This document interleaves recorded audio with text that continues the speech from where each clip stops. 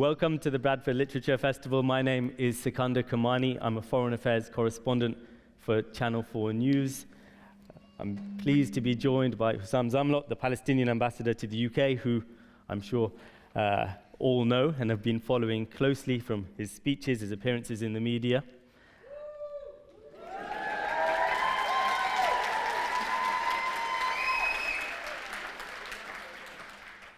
Sure, all of us here have been following closely the tragic and terrible events that are unfolding in the Middle East. Close to 40,000 people, the majority women and children, killed in Gaza, more than 1,000 people killed in Israel on October the 7th as well. We'll be discussing the ambassador's personal experiences of this conflict, as well as some of the origins of the conflict and the ways forward. I'll be taking questions from the audience towards the end of the talk, but first we'll kick off with some questions from myself.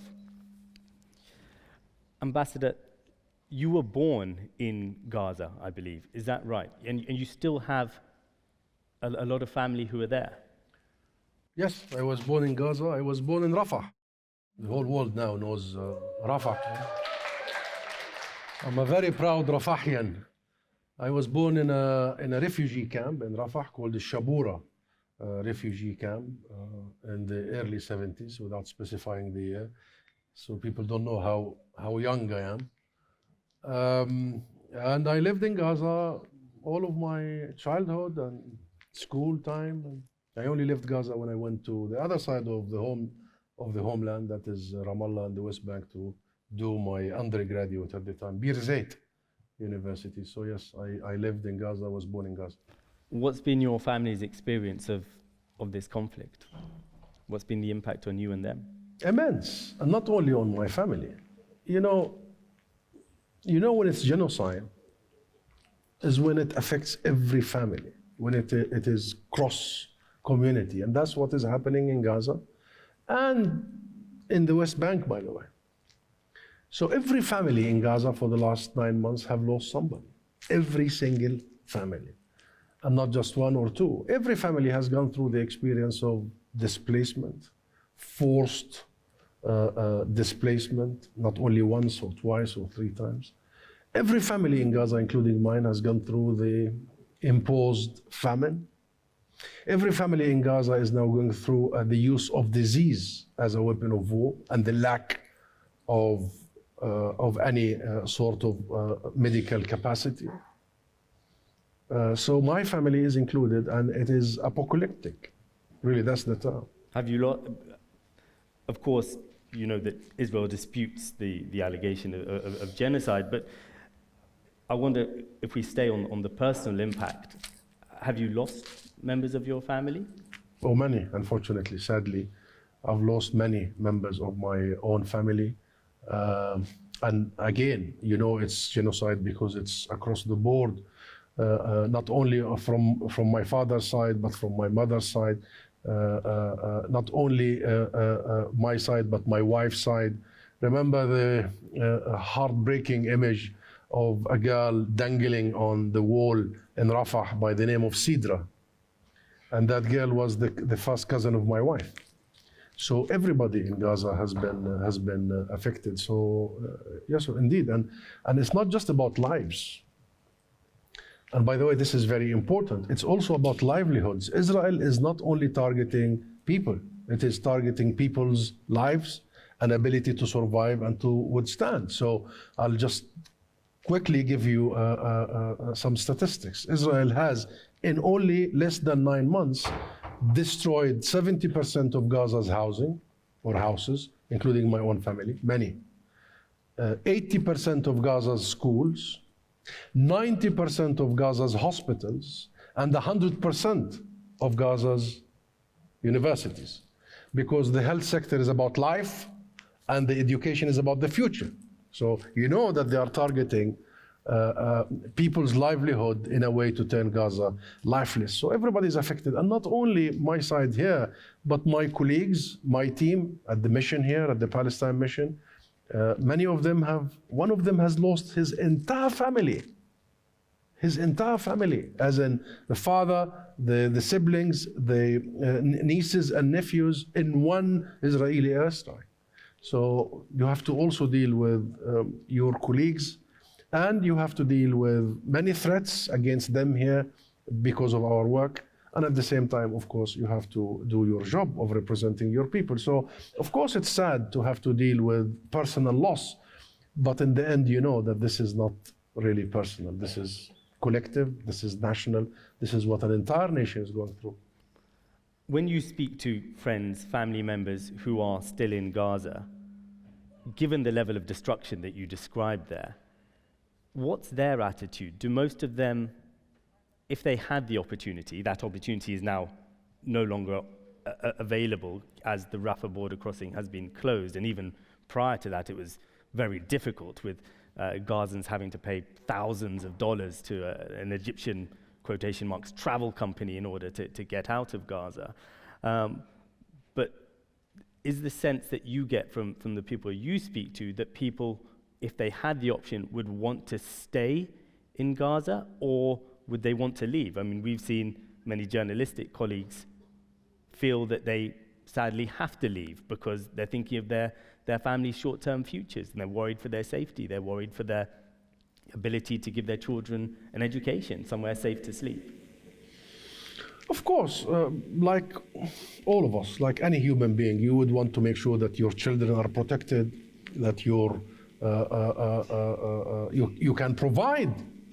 Can you imagine a father or a mother, for that matter, and you have a sick child, and then you are unable to provide for them basic medical sort of treatment? Can you imagine that you are unable to provide for them a piece of bread? And 33 children in the last few weeks have died because of Israel's use of food as a weapon of war. The imposed famine, the imposed starvation, something we thought is something of the dark ages, will never be repeated again. So of course there is that pressure. And of course there are many people who are thinking now, how do I protect my children? How do I protect my family? Of course. But those who live in Gaza are not like immigrants. It's their country. And they live in Gaza by choice. I mean, my sister lives in Gaza and she's a lawyer. Her husband is a dentist. And they have had many opportunities over the years to actually leave Gaza and live in many places. Actually, her husband has a dual nationality, European, without going into detail, so they could live anywhere. But it was their choice to live in Gaza. So I think people, once this is over, you will see that people are coming back to Gaza rather than leaving Gaza, because that's their homeland. That's where they're born. It's their beaches, and it's their families and extended families. It's their social support system. It's their life. As for the level of destruction, the number of deaths that you were talking about, you quite clearly hold Israel responsible for that, though Israel denies, for example, using food as a weapon of war. But I wanted to ask, do you assign any responsibility to Hamas for what's happening now as well? Because we all know history did not begin on October the 7th. This is a conflict that goes back many, many decades with great numbers of grievances.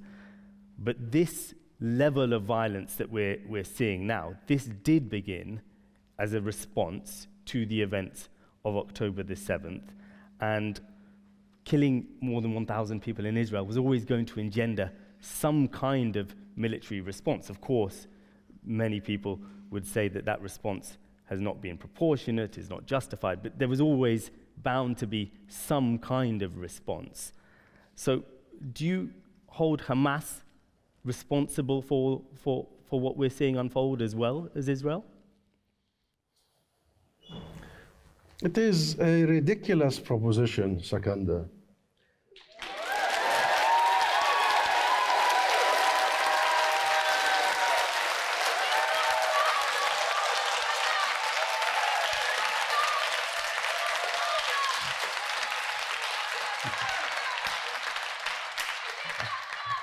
Let me finish the sentence. It is a ridiculous proposition to assume that Hamas or Fatah or any of the Palestinian groups are the cause of the conflict. They are only the product of the conflict, the outcome of the conflict. And the conflict is not just about a piece of land here. The conflict that has been lasting for 107 years, is about attempt after attempt to exterminate, to erase the Palestinian people. So all these groups are the products of these attempts at extermination. The first attempt came from this very country at completely erasing us in the Balfour Declaration of 1970.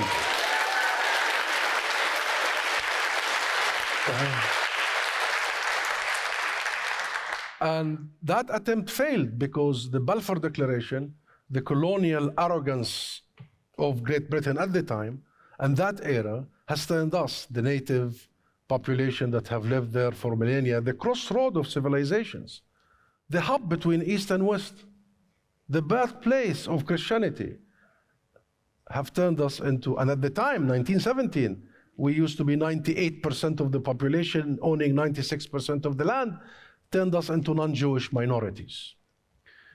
But that failed, and soon after, the revolution of the Palestinian people and the understanding of Great Britain at the time that there were people and the people are willing to fight for the land, they had to change the Balfour Declaration to what was known later the White Paper. So the cancellation failed.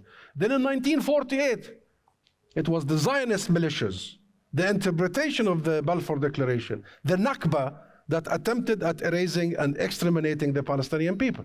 Okay, they managed to mass expel, ethnically cleanse 2/3 of the Palestinian people, but they failed to exterminate us. We stayed on our land, growing and resisting and resilient. And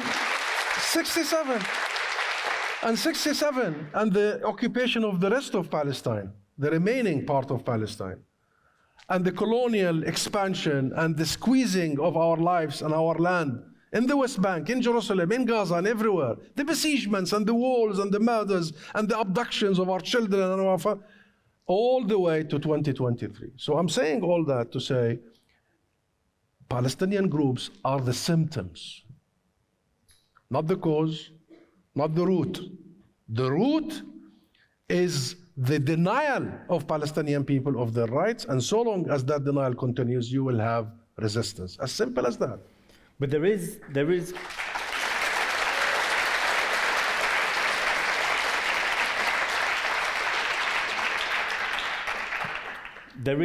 within the Palestinian people a divergence of views on how and what form resistance should take. That's why Fatah, a party that you are a member of, and Hamas have clashed in the past. We saw both sides kill dozens of each other's members in Gaza in 2007. You both have different approaches, different views on how to interact with the state of Israel.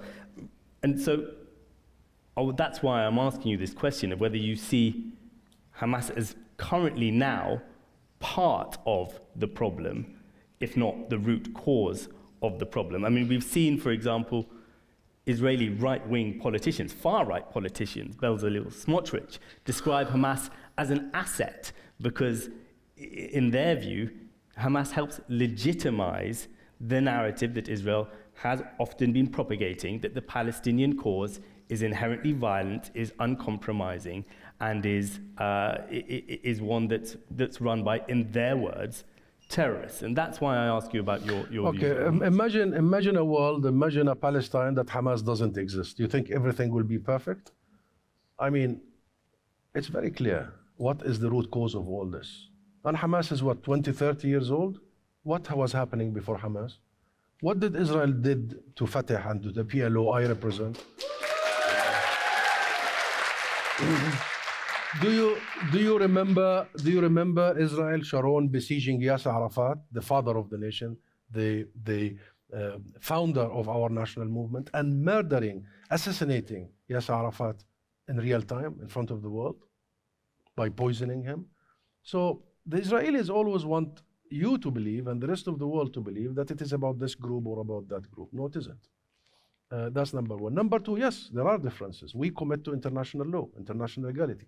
That's why, to answer your question, what happened on the 7th of October and what has happened before the 7th of October and what has been happening since the 7th of October should be decided by the international legality, international judicial system. That's why we, the PLO, acceded to the ICC, to the international judicial system, signed, ratified the Rome Statute, and invited the ICC to investigate all war crimes committed in our occupied territory by all sides. Since 2014, remember Israel in 2004, as if this is the first war. That's why the Western media likes to pick the 7th of October as if history began here. In 2014, Israel killed 1,464 Palestinian civilians. Civilians, innocent people. That's double the numbers of civilians killed. So there has been atrocities committed, and therefore it's the ICC that needs to come. It's an independent international entity that has to decide. But guess who blocks this? Who has been adamantly blocking the ICC and the international courts from investigating and from taking the mandate and responsibility to heart? It's the Israel completely blocking this, not cooperating, claiming that they are anti-Semites, using all this terminology, because Israel knows that it has something to hide, right? And second to Israel is the UK. Do you know last week the UK government sent an intervention to the ICC asking to stop immediately the issuing of arrest warrants against Netanyahu and Gallant? So nobody should talk to a Palestinian about what happened. We want the world to come and investigate what happened. And let international law decide about the criminality of it, the legitimacy of it, because international law is very clear. It's very clear. Number one, international law does not give an occupying power the right to self-defense. It doesn't. An occupying power has no right to self-defense. An occupying power does not have rights. An occupying power has responsibilities to protect the civilians under their occupation, to provide for the civilians, including health and education. That's international law for you. And international law does give people under oppression, under military occupation, under colonization, and apartheid the right to self-defense. That is international law. So let international law decide. Let international judges, Sakanda, let international judges decide. And I tell you now, we will accept in its entirety the ruling of the international judicial system, the ruling of the ICC and the ICJ. And I know from watching your previous interviews, you are not suggesting that deliberate killing of civilians is part of legitimate self-defense. You are saying that you would be happy for the ICC to investigate Hamas, Palestinian Islamic Jihad, those groups' involvement in it. The international law, universal values, some say it's Western values. That's nonsense. It's universal values. It comes from all over the world. That's why it was South Africa that took Israel to the International Court of Justice. Applaud South Africa.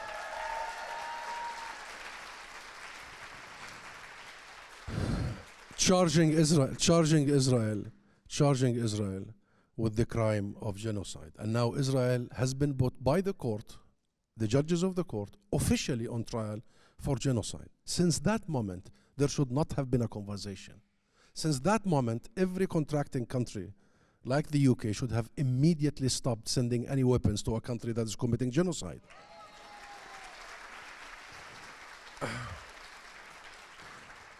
And second, we Palestinians, and our history is very well known. Of course, we believe, not only as Palestinians nationally, but as Muslims and Christians, we believe that targeting civilians is not part of any strategy of ours. But whose civilians that have been targeted? My grandparents that were literally at gunpoint removed from their homes, and somebody who came from Europe took over? Whose civilians have been targeted? Before the 7th of October, it was the deadliest year in the West Bank. We're not even talking about Gaza.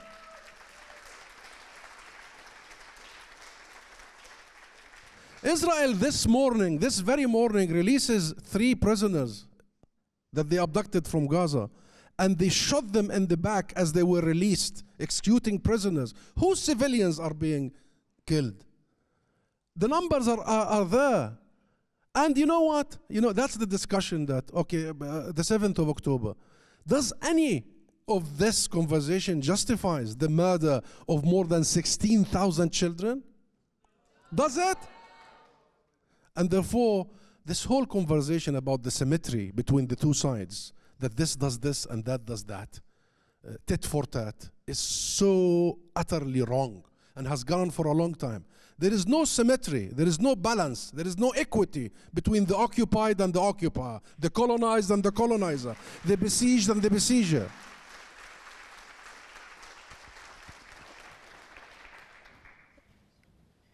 I want to ask, you talked about the British government's position.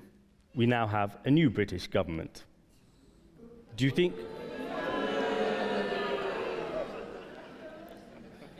Are you holding out much hope for a change in policy?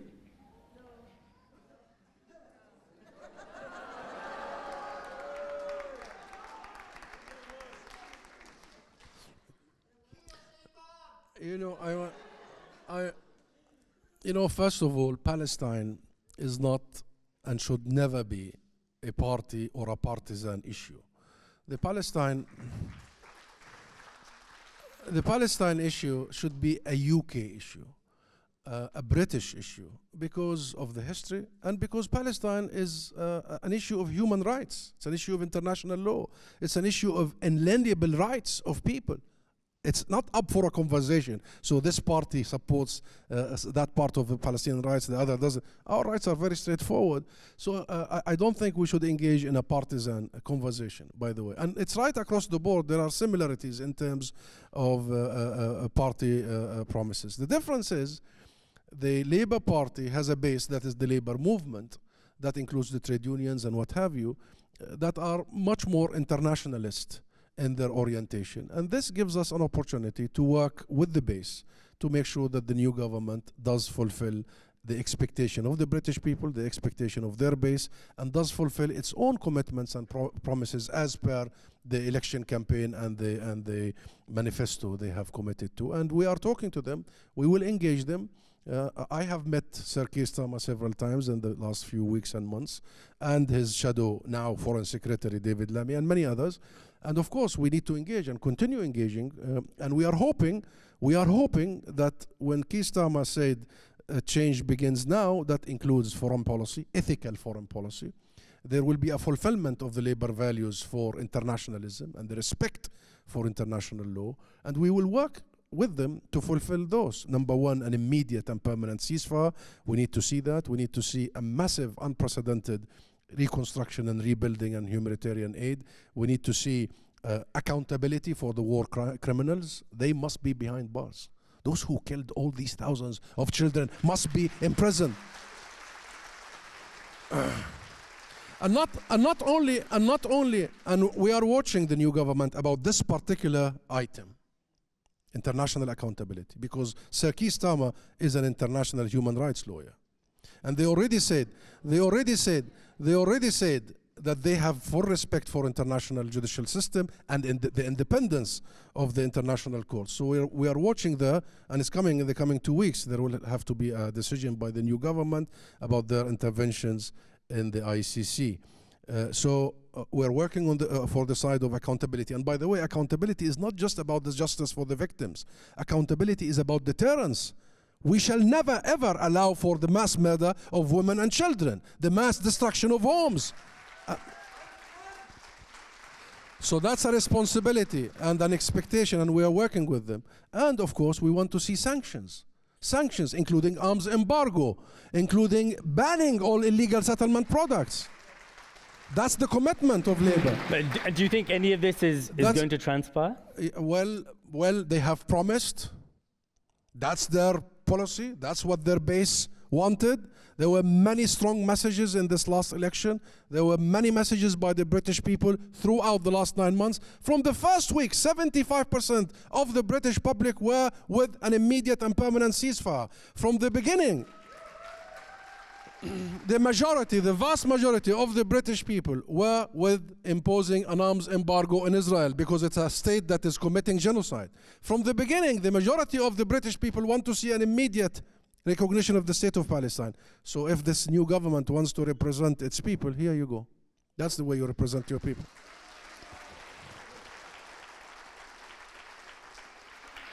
Whatever position the UK government might end up taking, what could end up being even more significant is potentially a new administration in the White House in America. How do you view the prospect of a second term for President Trump, or possible President Trump? You know, I was the ambassador in Washington when Trump was president first time. So I know a little bit about the man. Did you have much to do with him? Well, he ended up kicking me out of the US. And now I go all over the UK saying I'm enjoying the UK so much, and I have one person to thank. That's Mr. Trump himself. Well, let's not get into the details, but he's transactional. He's a businessman. He thinks there is property and cash.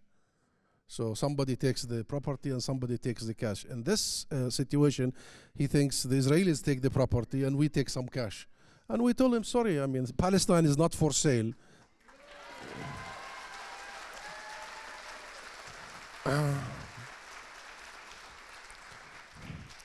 Jerusalem is not for sale. Al-Aqsa is not for sale.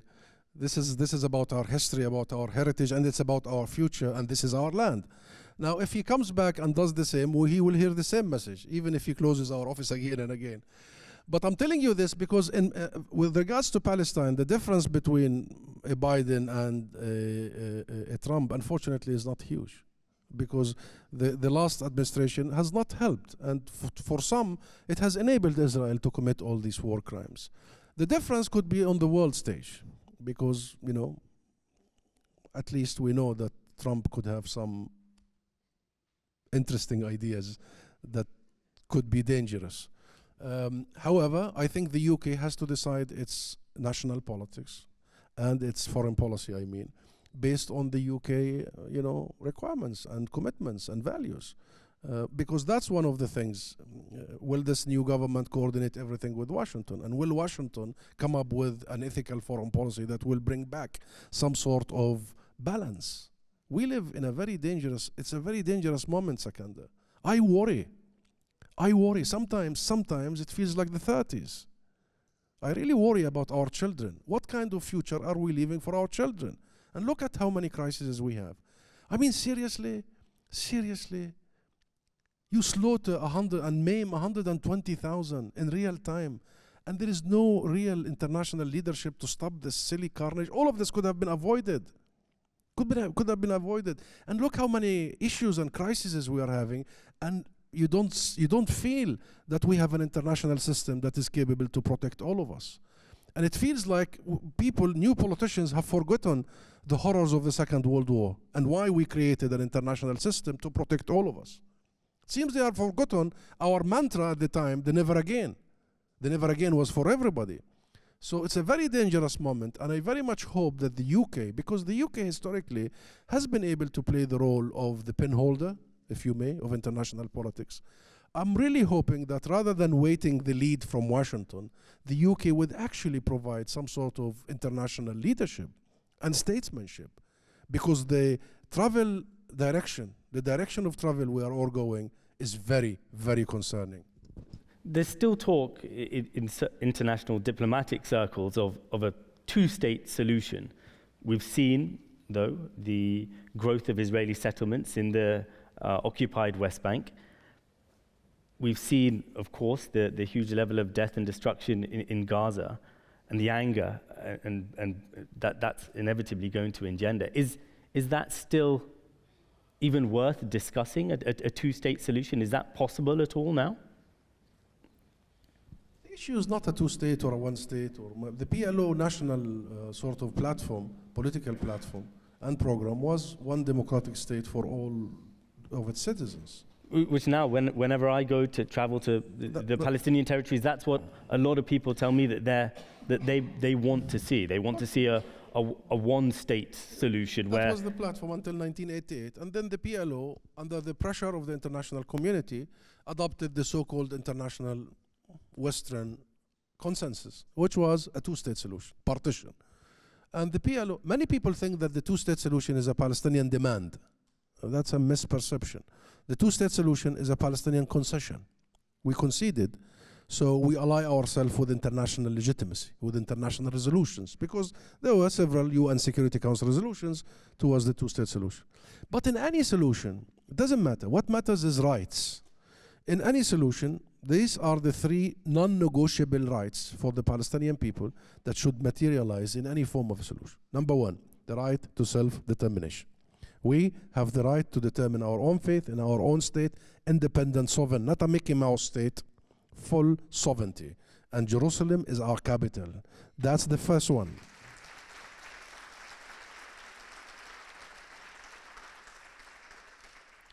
Number two, the right of return. That's non-negotiable. Non-negotiable. Because, you know, there is the collective side of the right of return and there is the private side of the right of return. I mean, it's my father's property and it's, you know, it's a property right. That would entail huge demographic change to the land that's now, Israel? Is it realistic, do you think? It doesn't matter. Fulfillment of rights should not be subjected to realism or not realism. It is realistic. Most of the villages Israel destroyed and the homes they destroyed are empty. Most, 520 villages and towns. So yes, it is practical, but it's about rights. So what we are going to design a peace process according to what Israel wants, not according to our rights, that's not going to happen. And that's why all previous peace processes failed, because of that. And number three is equality. We should be treated equally wherever they are, wherever we are, be it a citizen of Israel, a citizen of anywhere, equal. So yes, a two-state solution is possible, a one-state solution is possible, and would guarantee the rights of everyone, all sides.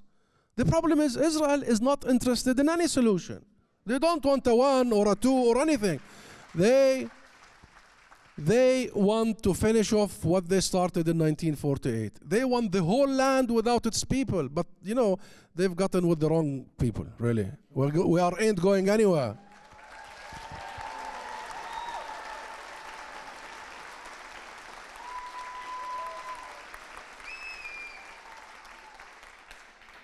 What are the routes that you see as being possible to reaching a resolution to this then? Because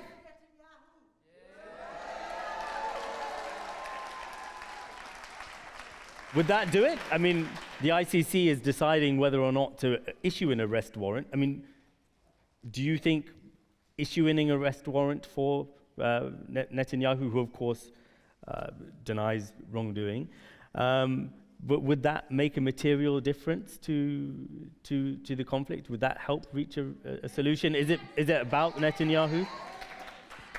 It doesn't only help our situation, and of course it does, but it helps making sure that our international system is legitimate. Because I tell you, everybody is watching. Did you hear the prosecutor of the ICC when he said he was called by a leader of the West telling him the ICC was established for Africa and Russia? It doesn't apply on like-minded Western countries, including Israel, because Israel is considered to be a Western. That brings the end of our internationalism. And you know, everything is at stake. The stakes could not be higher. So this isn't about Netanyahu only. This is about all of us. Do we mean that law is applied equally? Because if law is not applied equally, it's not law anymore. It's not law anymore. So yes, but there is a vision for the future, and the vision is clear. We have got to enforce the vision that we have all agreed about more than 35 years ago. Number one, we need to end Israel's occupation. This two-state solution thing does not really apply to reality, because as if there are no two states and we're going to create a two-state. There is a state, that is Israel, that is occupying the other state. So what we need is Israel out of Palestine. out of Palestine. And to clarify there, are you talking about 1967 borders? What do you consider to be the occupation? Because there's differing notions within the Palestinian movement about that on. I mean the international resolutions, which is the occupation that began in 1967, and I told you that includes the right of return to the 48 areas, to our homes that we were forcibly evicted from, removed from. Yes, so Israel has got to leave, and our new discourse has got to be get out, as opposed to negotiations. Negotiate what? Negotiate what? Just get the hell out of our lives.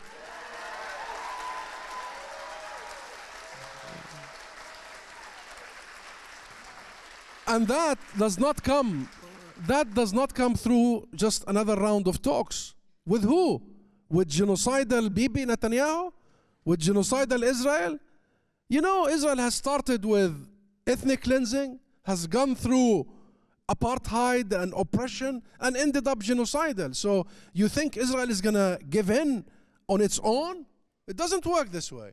What works is an international decision at the Security Council. Here it is. And a recognition of the state of Palestine as a full member of the US. That's why Israel is blocking this.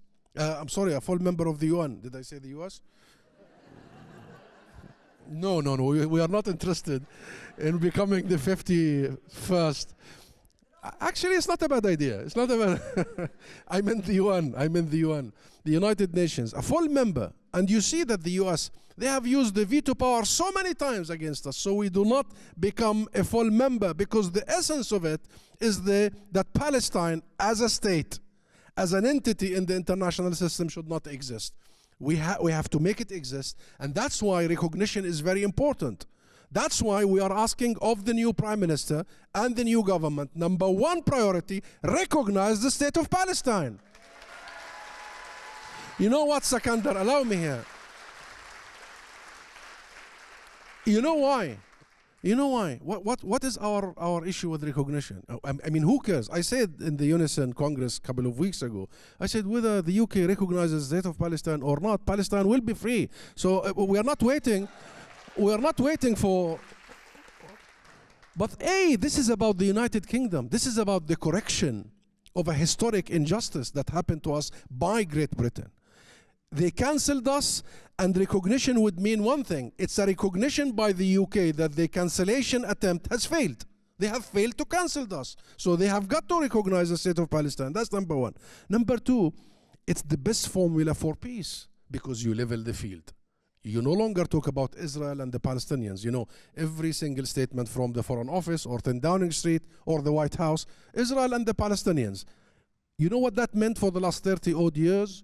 That Israel thought that everything is for grab, because there is Israel and there are the Palestinians who are individuals. We need to change this dynamic from Israel and the Palestinians to Israel and Palestine. So,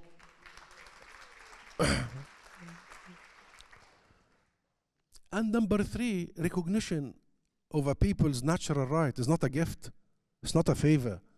It's our right that is long overdue. The UK is at least 107 years late for recognizing the people of Palestine and the rights of the Palestinian people. So there is a vision. Come with us to this vision. And this vision is peaceful. This vision is legal. We use the Security Council to prevent the wars and the conflicts, to ensure that the international consensus is enshrined in resolutions. Then we use the international system to enforce accountability, and we use the international system and international momentum to sanction illegality, so we get to where we want to go. Otherwise, wasting our time, weasel words, we will recognize the state of Palestine when it is right, as part of a peace process. What peace process? When is time right? So this is a moment when I think we are expecting clarity by the international community, starting by the new Prime Minister of the UK. Final question for me before I open it up to the audience. Do you think that you have the leadership within the Palestinian movement to press for those rights as you articulate them? Because whenever I travel around the occupied West Bank, prior to October the 7th as well, anger and disillusionment with President Abbas was very, very high. It seems to be growing, if anything.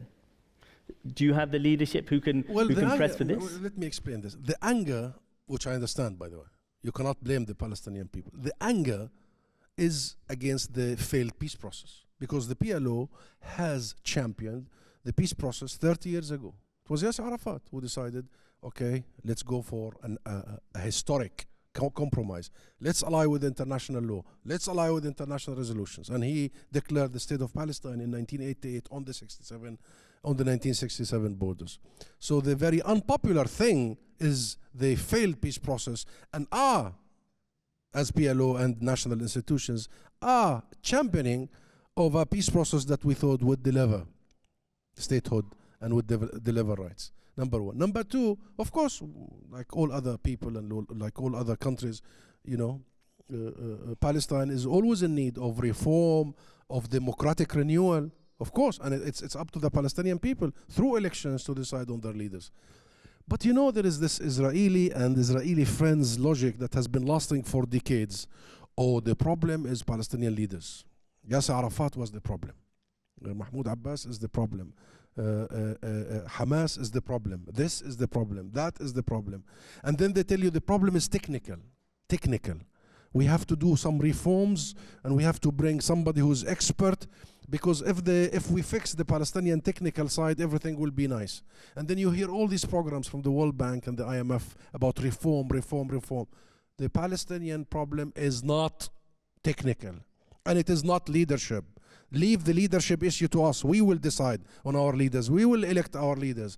The issue is political. It is political. We need to get rid of this occupation, this oppression, liberate our country, build our country, be sovereign, so we are able to convene democratic process without the intervention of an occupier.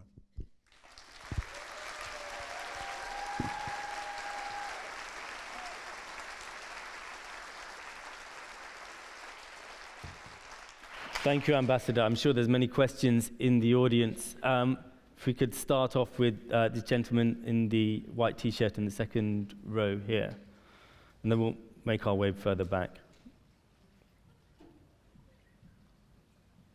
If I could ask to keep the questions brief so as many people as possible get the opportunity to Just interact. a brief reflection about the fact that Israel is a terrorist and genocidal regime, and we need to start conversations by addressing the core issue that this isn't complicated, this is a genocide, and we all are complicit in standing up against it. So I think that's how we need to start these conversations. I just want to ask Husam, how do Palestinians and how does the world continue to support this resistance? How do we support that? How can we be the best allies? I'll tell you what, we'll take a couple of questions, and then if the ambassador can combine the answers. This lady here in the front row, please. Thank you for that, Ambassador. I'm a psychologist, so my interest is very much in mental health. And there's a lot of conversations happening around the legal aspects of it and the reconstructions in terms of the physical aspect of Gaza and Palestine. But I'm just wondering, are there any initiatives around working towards a psychological trauma? And there's intergenerational trauma here as well. So I'm just interested to hear about what's happening around psychology. Thank you.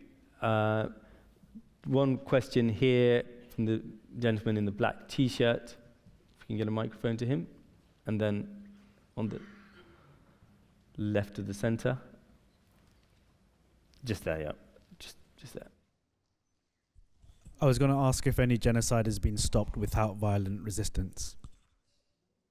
I think the question was if any genocide has been stopped without acts of violent resistance. Is that the framing? Do you want to take these three questions? That was one on how to support the Palestinian cause, one on efforts to deal with the psychological trauma suffered by people in Gaza, and third, a historical comparison, perhaps. About how to support the Palestinian cause, just continue doing what you've been doing.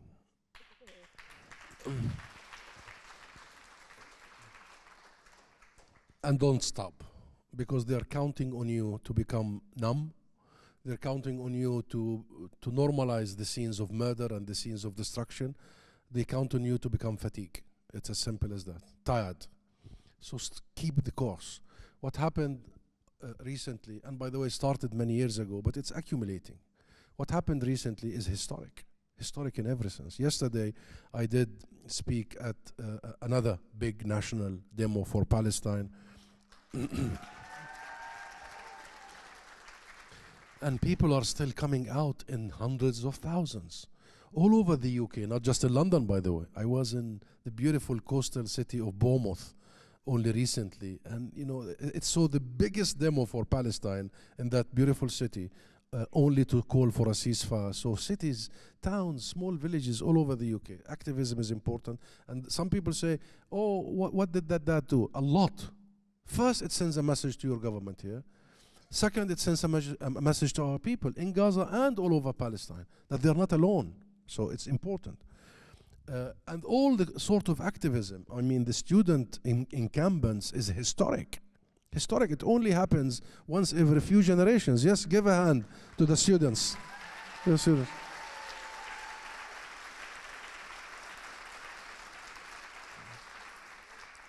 So there has to be two hands, my friend, of what needs to be done. One hand that really help us build. This connects with the question about trauma, because there is collective trauma. There is collective trauma. And I'm really, really worried about our children particularly, very much so.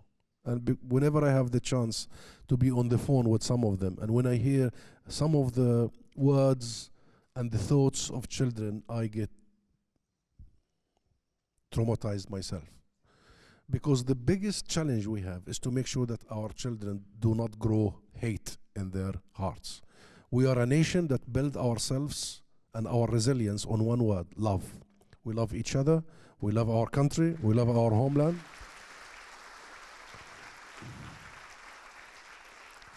And no matter what Israel did to our children, we need to make sure that they grow up to love their country more than they hate the others. And there is such a huge task for all of us to make sure that the way we were treated. Sakandar asked me where I was born. I was born in heaven, the best place on earth, a refugee camp, because you have the society to take care of you. You have, as if one mother is not enough. I had 20 mothers all around me. And that love that were given to us, they shielded us completely from what happened to them few years earlier, the Nakba. They completely shielded us. They invested in our education. They invested in who we are. So there is a hand to build, because Israel knows that, you know, it uses maybe a small fraction of its war is militarily. It is a military war. Weapons and bullets and rockets that end up in the bare bodies of our children and innocent people. But a big chunk of their war is livelihoods, is financial, is economics. They want to deprive you of the ability to live. So there has to be a hand to help us face up that effort, and there has to be a hand helping us to rebuild. But the second hand is the activism similar to that of the anti-apartheid movement of South Africa.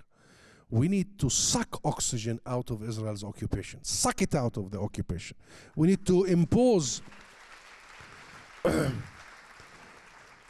we have got to isolate every institution implicated in the occupation, in the colonization, in the oppression. They have got to be isolated in sports, in culture, in business, everywhere, until they come to their senses.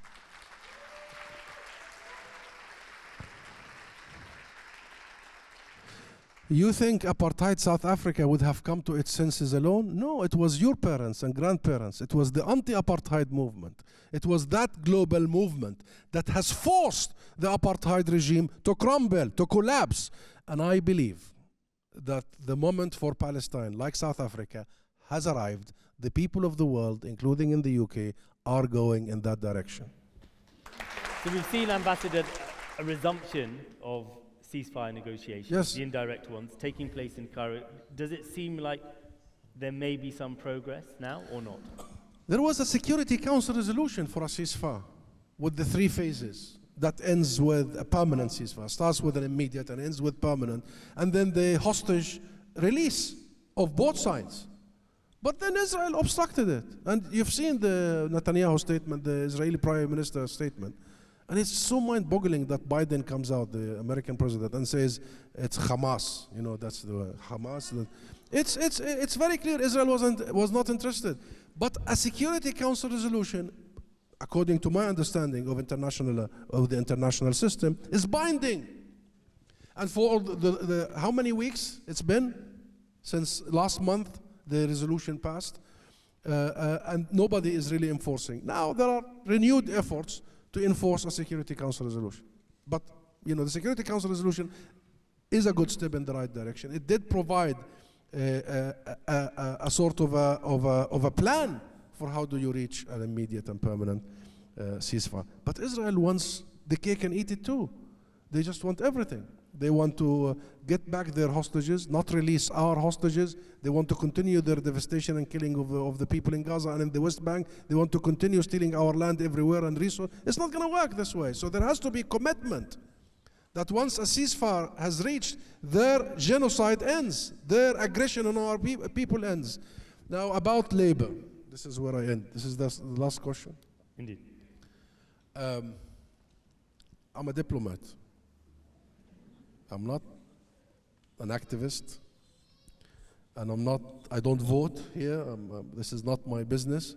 My business is, my job is, my mission is to deal with any politician. Guess what? I was meeting all of your previous government officials, from Liz Truss to Boris Johnson to everybody. My job is to make sure that I represent my people with any government. And my job is to make sure that, part of the work is to make sure that the government is closest possible to our position. So will I deal with the Labour government? Hell yes, I will deal with the Labour government. And I will be meeting Keir Starmer whenever an opportunity will avail itself, or any of his shadow cabinet. However, I will also be working with the base of Labour to make sure that your politicians are on check, if that is a word I could use, that you really make them answerable to you. And by the way, the last 9 months have sent clear messages from day one about the British people and the British public opinion. And I have to admit to you that historically, Labour is at least seen to be internationalist, has the values of fairness, political and social, believe in universal values, believe in solidarity. So let's work with them to make sure that these values are implemented. And when they don't, we call them out. But we don't switch off, we engage.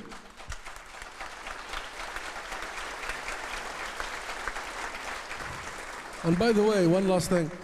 There is the Labour Party, which we are engaging and we should engage, and all of you should, and keep the pressure. But there is the Labour movement. The Labour movement. I am in love with the Labour movement, I have to tell you that. The Labour movement is really made of wide range of institutions and unions and not only trade unions, students and what have you. The Labour movement is there, and I believe it's our best part to make sure that the party listens to its base. So let's work to make sure that this government will do what is right, that this government will make history, that this government will end 107 years of a British contribution to a Palestinian agony, that this government will end up recognizing the state of Palestine, that this government will end up imposing an arms embargo, that this government will end up helping in the international accountability and not obstructing the course of justice at the ICC and the ICJ, and that this government will actually help us getting Israel out of Palestine.